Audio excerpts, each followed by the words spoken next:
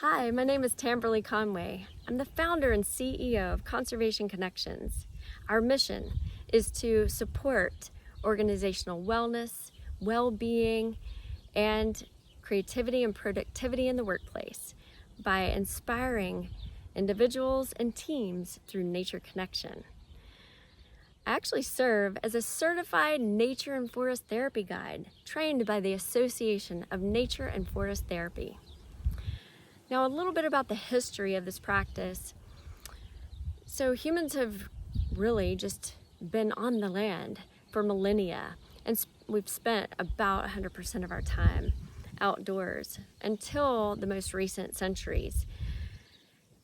We've begun to extract ourselves from nature, and now research shows that we as humans are spending about 90% of our time indoors, whether it be in our houses, in a car, or at our offices.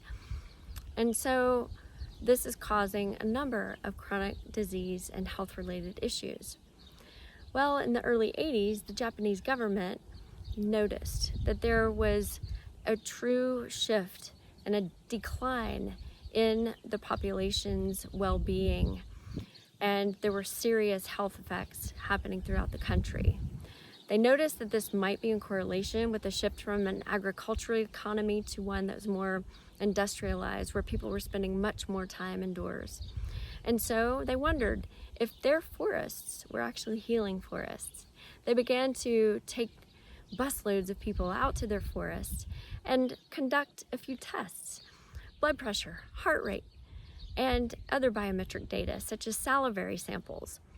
They were gathering these to see if maybe nature was improving mental, physical, and emotional well-being. Sure enough, that was the case, but they couldn't necessarily understand why until they started to study the trees. And the trees actually were emitting something called phytoncides, which are volatile chemicals, but in this case really healthy chemicals for humans.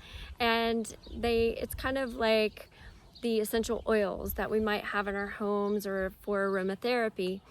Well, when we breathe in these phytoncides or they absorb in our skin, they actually reduce our cortisol levels, so they reduce our stress. And we know that stress is associated with chronic disease. So when we lower our stress, we lower our incidence of chronic disease.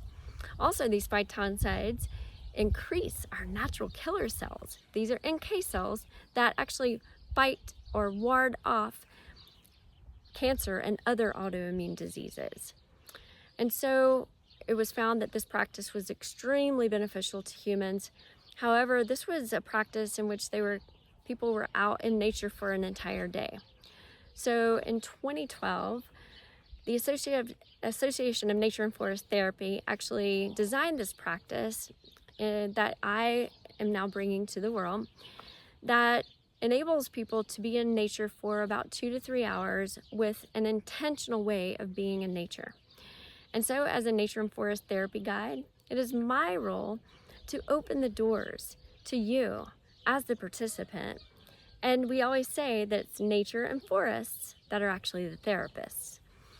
But through this intentional way of connecting people to nature, I guide us through these invitations. It's a standard sequence of invitations, and they're just that. Just as if you were invited to go to a party. You would wear what you wanted to, you would arrive at the time that was right for you.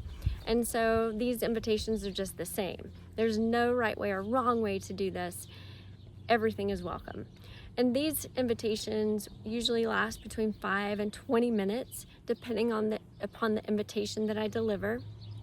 And individuals go out and really just seek the nature's healing that they need. And then I call people back into a circle. And this is a time for reflection and for sharing with others. So this is a really powerful part of the practice in that it increases team communication, team building, witnessing others, being able to listen and reflect. And so this is one of the aspects that is really, really an excellent practice for team cohesion. And at the end, we all come together in support of gratitude to the natural world And this is an overall practice that is healing for the individual, for the group, and for the land or the earth. So there have been many studies showing that this particular practice is very supportive in reducing stress and anxiety, improving mental health and well-being, also physical benefits that I just shared earlier in terms of improved blood pressure and heart rate.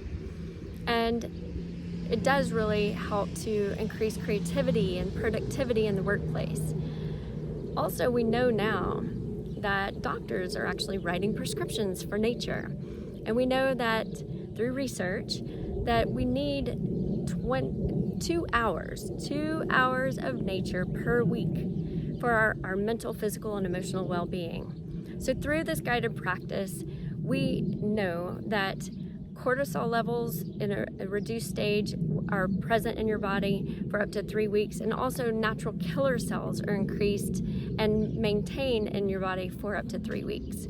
So we know that this practice can be extremely supportive in both the personal and professional realm. And so as a guide, I would love to join you in guiding you into these experiences and teaching you how to bring this back into your personal and professional lives. And we know that it's important to get a dose of nature each and every day wherever we can, and at least that 2 hours per week. So with that, I look forward to working with you, and it's time to get out there and get our nature dose on, y'all. So I hope to see you out in Nature Connection.